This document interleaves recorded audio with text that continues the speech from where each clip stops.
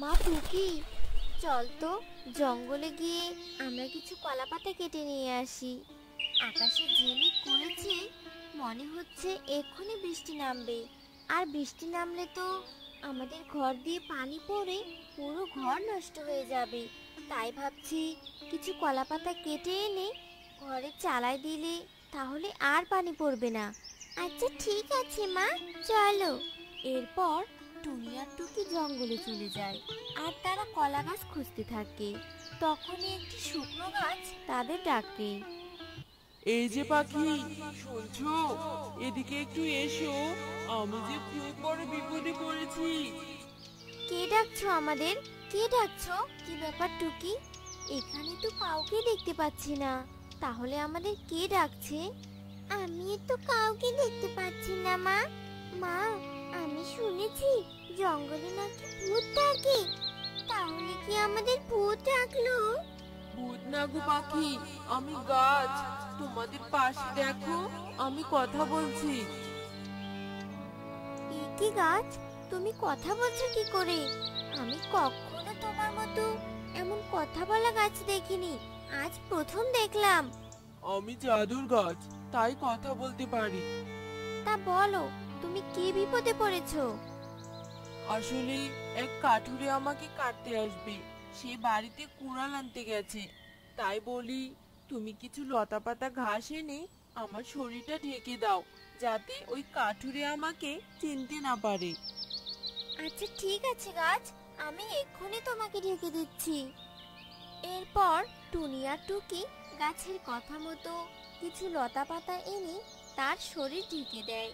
আর কিছুক্ষণ পর পায়রা একটি কুঠার নিয়ে সেখানে চলে আসে। কি ব্যাপার, গাছটা কোথায় গেল? এখানেই তো দেখেছিলাম।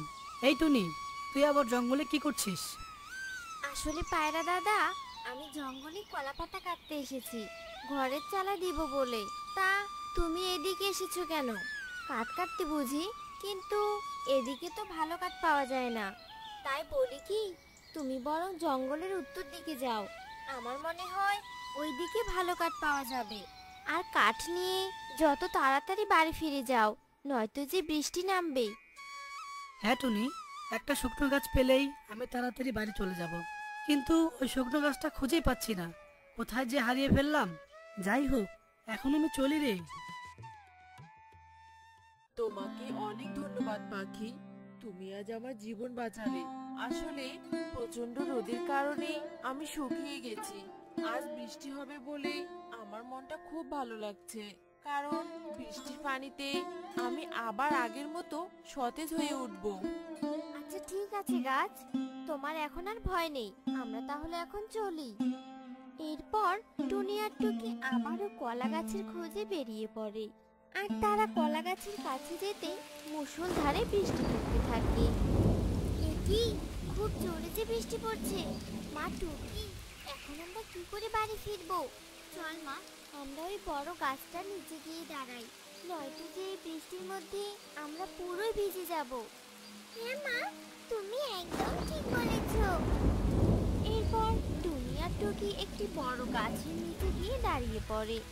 আর এদিকে জোরে ঝড় বাতাসের কারণে টুনির ঘর ভেঙে মাটিতে পড়ে যায়। আর এভাবেই বেশ কিছুক্ষণ কেটে যায় এবং বৃষ্টিও থেমে যায়। মা, বৃষ্টি তো থেমে গেছে, চলো আমরা এখন বাড়িতে চলে যাই। হ্যাঁ মা, চল।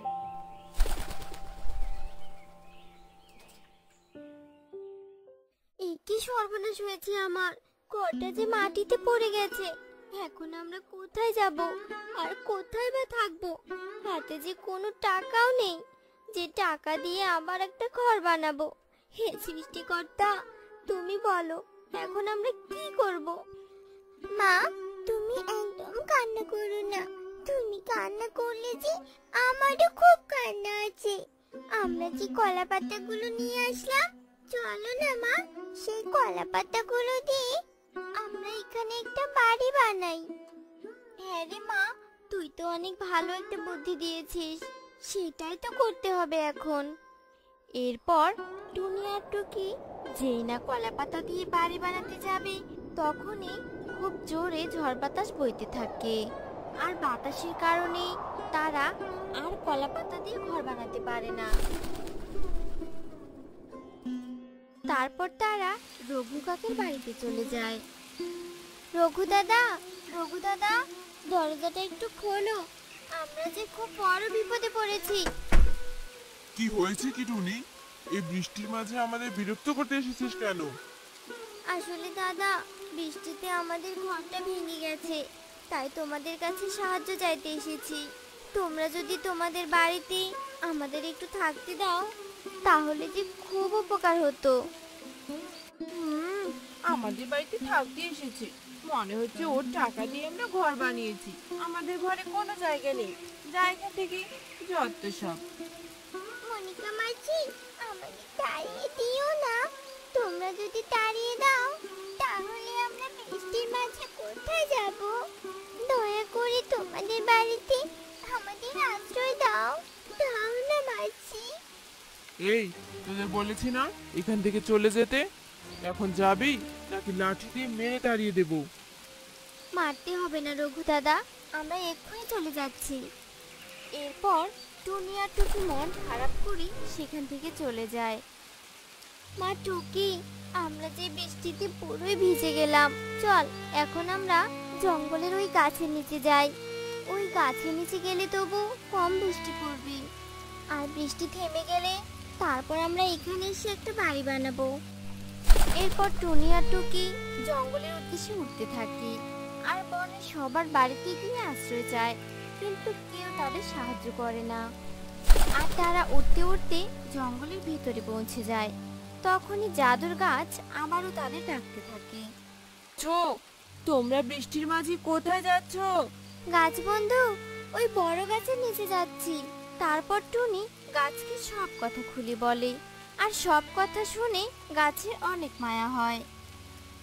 চিন্তা করো না, তুমি যেমন আমার বিপদে সাহায্য করেছো, তেমনি আমিও তোমাকে সাহায্য করব। এই নাও একটি উড়ন্ত ঘর, এই ঘর নিয়ে তুমি সব জায়গায় যেতে পারবে। এই ঘর বৃষ্টিতে কখনোই ভেঙে যাবে না। সত্যি বলছো গাছ? এই ঘর উড়ে উড়ে আমাদের যেখানে সেখানে নিয়ে যাবে? ইয়ে, কি মজা, কি মজা! আমি তাহলে উড়ে উড়ে আকাশের উপরে চলে যাব। হ্যাঁ রে মা, তোকে সবখানে নিয়ে যাব, আগে বৃষ্টিটা তো থামতে দে। গাছ বন্ধু, তোমাকে অনেক ধন্যবাদ আমাদের এত বড় সাহায্য করার জন্য। চল মা, এখন আমরা ঘরের ভেতরে যাই। এরপর টুনি আর টুকি ঘরের ভেতরে চলে যায়, আর এভাবেই সেই দিন কেটে যায়। কিন্তু পরদিন সকাল হলেও বৃষ্টি থামে না, আর একদিনের বৃষ্টিতে বনে বন্যার সৃষ্টি হয়। আর বন্যার পানিতে সব গাছগুলো ডুবে যায় এবং বনের সব পাখিরা বন্যার পানিতে ভেসে যেতে থাকে। কি কোথায় আছো? আমাদের সাহায্য করো, আমরা যে পানিতে ভেসে যাচ্ছি। আশেপাশে তো কাউকেই দেখতে পাচ্ছি না, সবাই বুঝি পানিতেই ডুবে গেছে। মা দেখো, আমাদের বনে সব পাখিরা ভেসে যাচ্ছে। চলো আমরা আমাদের উড়ন্ত ঘর নিয়ে সেখানে যাই আর সবাইকে এই ঘরে তুলে নিয়ে আসি। হ্যাঁ রে মা, সেটাই করতে হবে, নয়তো যে পাখিরা ডুবে মরেই যাবে।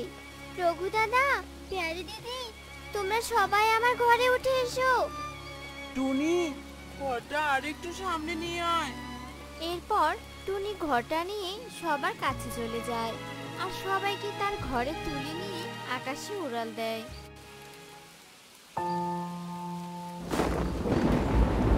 বোন, তোকে অনেক ধন্যবাদ। তোর বিপদে আমরা সাহায্য করিনি, তারপরও তুই আমাদের সাহায্য করলি। তুই এত ভালো পাখি আমি কখনো দেখিনি। কিন্তু তুই এই উড়ন্ত বাড়িটা কোথায় পেলি রে? এরপর টুনি সবাইকে সব কথা খুলে বলে, আর সবাই মিলে উড়ন্ত বাড়িতে করে পুরো বন ঘুরে দেখতে থাকে।